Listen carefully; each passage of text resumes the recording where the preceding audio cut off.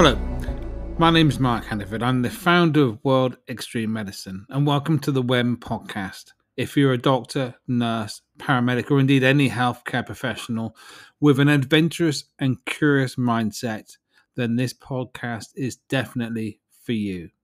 In today's episode, we're talking to two young humanitarian nurses isolated on the island of São Tomé off the west coast of Africa during the COVID pandemic.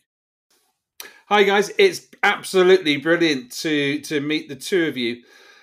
You've got such interesting careers, and the jobs you're doing at the moment will be fascinating for a lot of the people watching this. So could you quickly just introduce yourselves? Hello, my name is João. I'm a nurse. My background, I have a master's degree in emergency, and I always was in love about humanitarian emergency. So I work with Doctors Without Borders. I have already 3 missions in a malaria epidemic in Guinea-Bissau. I have also a mission in Kenya, Kibera, the biggest slum in the world, with the HIV project as well. I also have work in Antillas, in Guadeloupe, but it was a different project.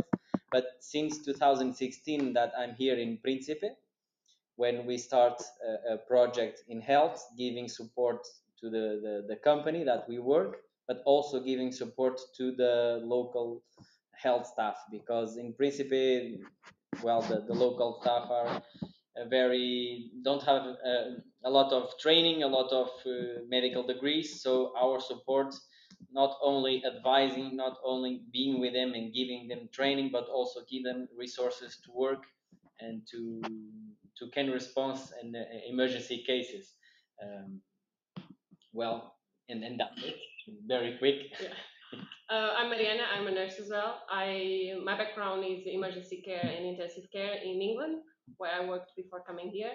And then in 2017, I submitted a project to a Portuguese NGO to come to Príncipe, and I met João here, while he was working here with Here Be Dragons, so HBD, that's the company we work with. And then a few months after, I came back to work as a nurse for HBD. And during these 3 years, João, myself, and another nurse called Márcio Silva, we've been doing rotations to continue this project. So we always guarantee that's a nurse, international nurse in the island at all times, to continue looking after the guests, the staff, and the community, as João said. So we support the local hospital with the training, with the medication, with everything. We're kind of the link between Europe and Príncipe on this sense. And the company, the charity that you're working for, is it staffed primarily by Portuguese nationals, or is it a pretty international crowd? So it's actually a tourism company that has 4 hotels. So 1 hotel in São Tomé and 3 in Príncipe.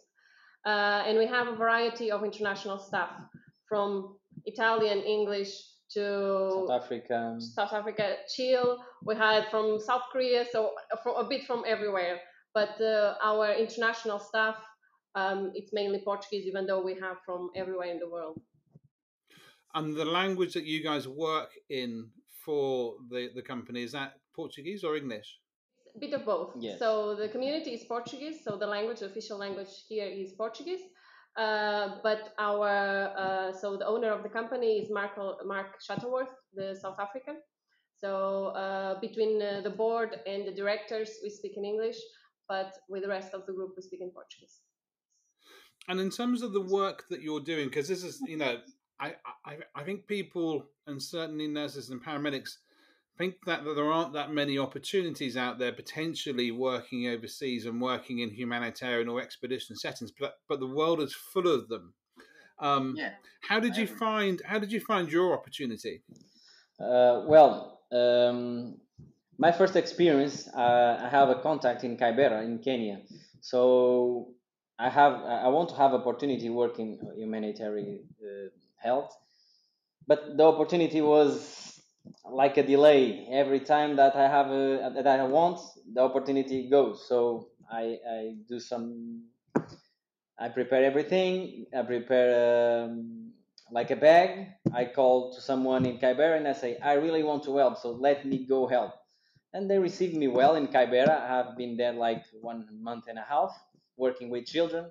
And after having this first opportunity, the doors open. And then I start to working with the Doctors Without Borders. So I make an interview, they hire me, and after that, I think it's a question of opportunity. In Slovenia, I came here, I worked after meeting João, so I stayed here for I think 6 months. Then I did the Slovenia course. I knew about the other WAM courses. I was in Namibia a few months ago doing the conservation medicine course as well. So I found, I think it's before I came here the first time, I had that feeling of it's difficult to enter in this world.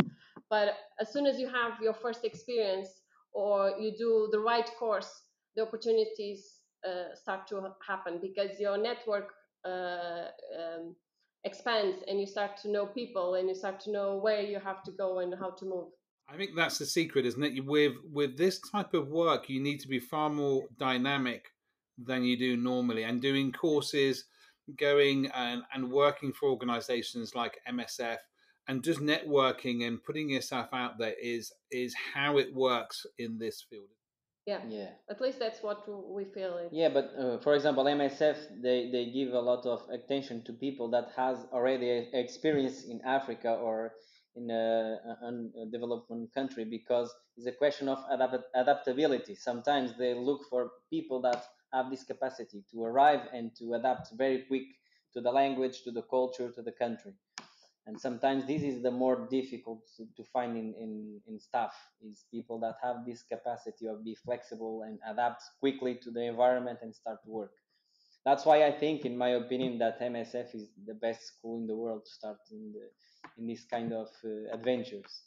Do you find that working in the type of template you're working in, are you working solo or are you working within a bigger supported team? How does that? What's your experience been? Here is you work solo, and we work with the local community, but like it's 4 doctors only, and 2 of them finish their common doctor degree. So like it's before specialization, so after junior doctor in England. But they're very open to us and to discuss any cases and to seek for help. And both of us have a lot of friends out there that we always just call when we have any question, like happened to me when I called Luca, one of the WM tutors. So it's solo, but we always have someone out there that can help us when we need.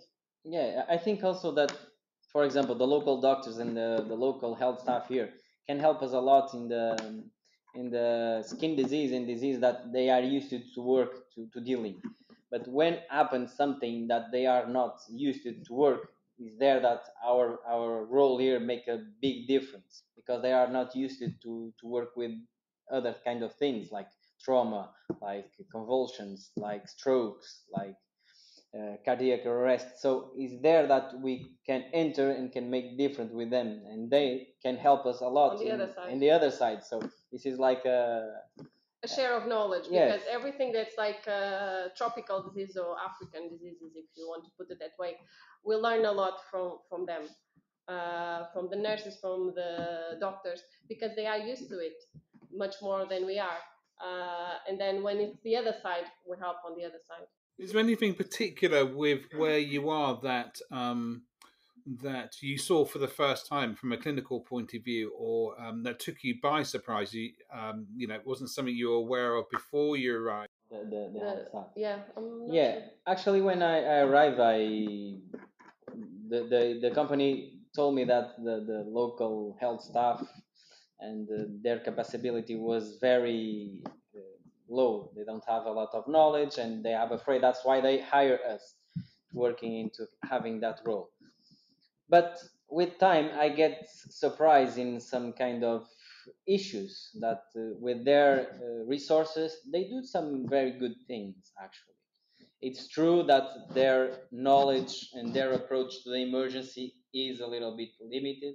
That's why right now we are giving a training course to them with the ABCD approach, and that is making a huge difference on their capability of making triage, of recognizing an issue and work on them in the make actually. But I think from the diseases point yes. of view, there was not anything that I saw here that I wasn't aware already from, especially from the diploma in the tropical nursing. But I guess the challenge here, it's working without, for example, I came from St. Thomas's where I have everything in an hour. We would have a full workout on a patient, and here we can't even do, well, we could do blood tests only for full blood count, but we can't anymore because the machine just broke last week. So we can't even have HB. But it's changing the way you think and the way you approach a patient. Just having your historical diagnosis, like your story patient conversation, and working from that without having any blood tests or anything. We for 2 years we didn't have an X-ray.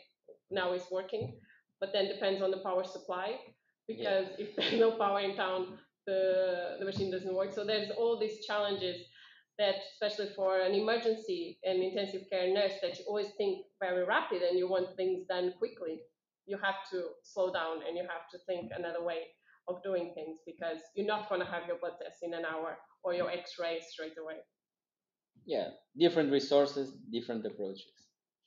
Adapt and overcome. If you were to say what you enjoy most about your jobs, what would it be? I believe a lot and leave a legacy of knowledge to them. I think this is what make me proud, is because the first time I was here, for example, we have a man with convulsions. So when I arrived to the emergency, they have give them diazepam, for example, but they forgot the airway, they forgot they forgot everything, the blood pressure, the oxygen, everything, the vital signs. But they know that its convulsion is diazepam. So the man was already entering shock, and that scared me a lot, because I say they don't know how to approach someone in emergency. But now the thing is different, because when someone arrives, they start with a airway, then they will see the ventilation, then they will see the circulation. And I think for me that is what make me proud about my job, and I enjoy more with that.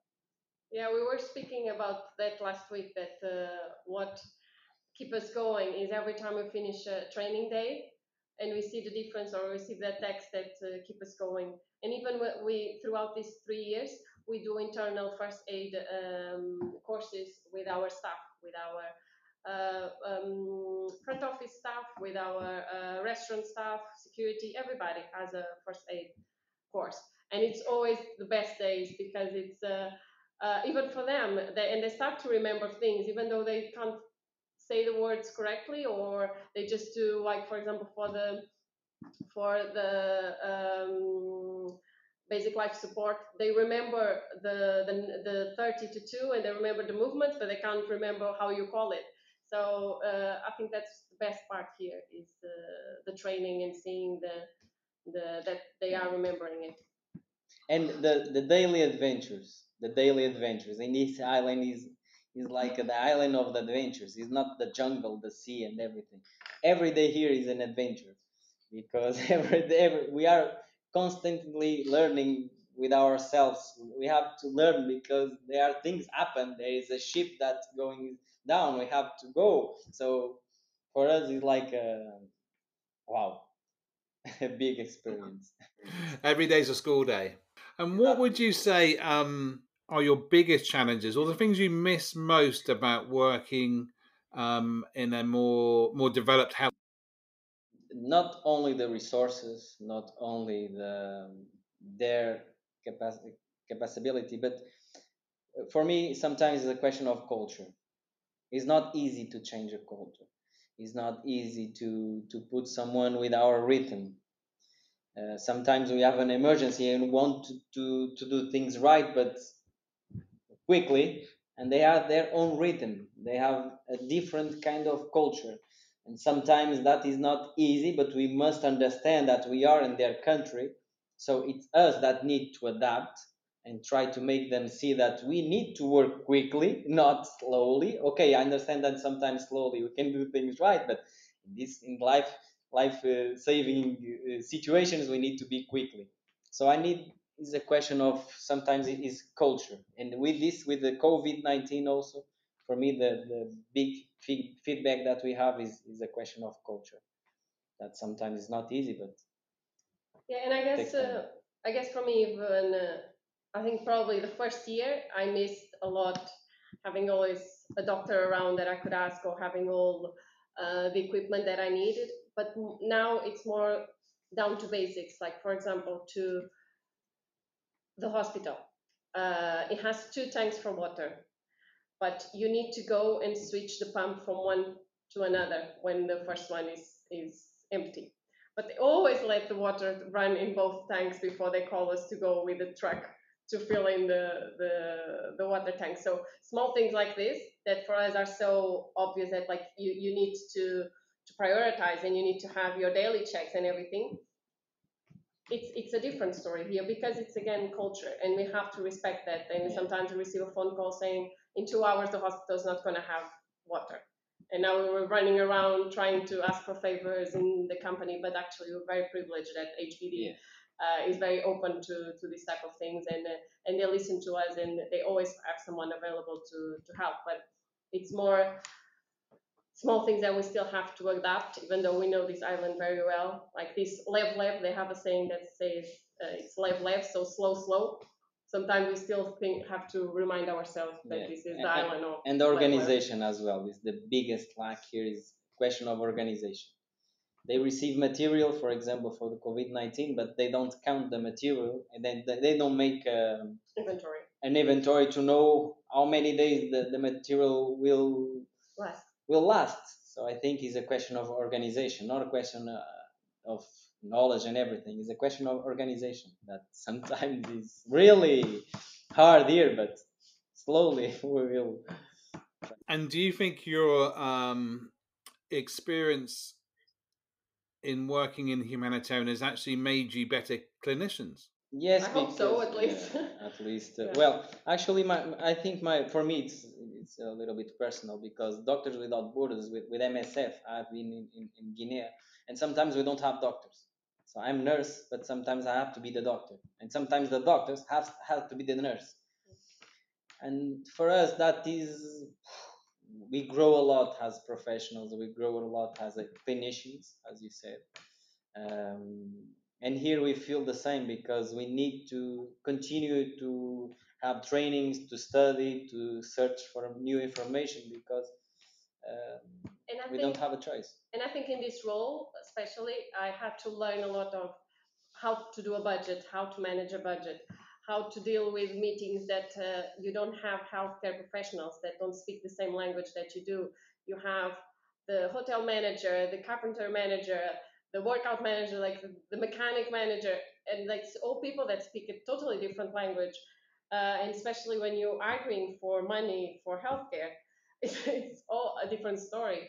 And it's been, for me, a huge learn on that aspect, how to plan this and how to order medication, especially when you're buying everything in Europe and you have to count if it comes by boat, a month on the sea by boat, and then another 2-3 weeks that's coming from one island to another, just to have the boats ready and everything. So when we want any medication or any material, especially equipment, we think on a window of 6 months. So it's, for me, was a totally change or mindsetting, and it's been really interesting to learn this part of planning a budget and doing all that. And if you were talking to your 20-year-old selves, pre your training, but knowing where you are now, what would you say to your 20-year-old self? It's going to happen. Because on 20 years old, I wanted to go to China, and my dad didn't let me. So I would just say to myself, wait, that's going to happen. We're not sure how long, how many months we're staying here together, because normally, like in the company has budget for one, and we got stuck, both of us, here because of the COVID. But when the airlines open again, one of us will go and continue the project.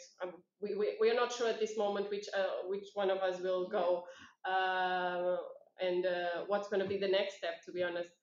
But for sure, for me, it will be to continue to work in developing countries. Yeah, I think the same.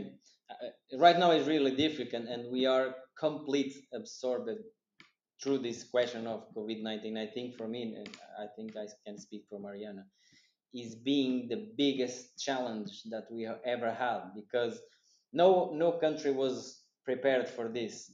And right now we have a position here with the local government that we are almost we are the advisors, but we need to plan everything. We need to plan the quarantines. We need to plan the COVID-19 hospital. We need to plan everything. So for us, it's being a big challenge. But I speak for me. I love what I do, and I love what I have done here. So I think my future, whatever and when I don't know in terms of data, but I think I will continue to do this kind of works. I love it. It sounds like your work is making a real impact on the island that you're on and the community that you're with. So, massive congratulations, and they're really benefiting from you being there.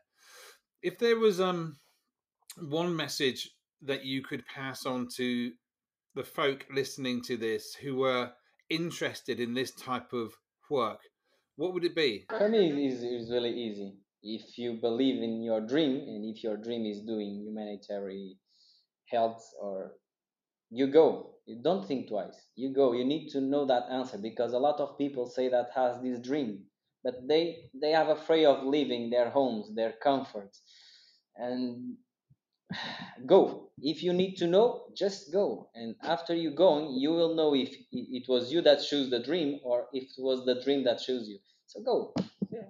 Yeah, I think it's like, don't give up, and especially if you are on a field that you couldn't get on Doctors Without Borders already, or on these big organizations, just search for the right course, because that can open the doors. And that's what I felt for me as well. Like, even though I was already in Príncipe, I felt my experience with expedition medicine really opened the doors, and I met Joyce and Luca and people that I'm still in touch today. And when I need help, they are on the other side, even if it's just that support that you need sometimes, and just feeling that someone understands you. So I think it's looking for the right courses will make the difference. And it is an amazing community, this kind of extreme medicine community. There are people dotted all over the world in different specialities with lots of different experience, and it is an amazing resource to be able to call upon. I want to thank you both for your time. I know you're both really busy there, so thank you for taking the time to talk to us, and I really look forward to doing so again in the near future. Thank you for listening to our story. Yeah, and believe me, this island has the perfect condition of have some of your courses training here. Believe me, it has jungle, it has sea, it has everything. You just come, we organize everything for you. Please come. Please come. Thank you very much, guys.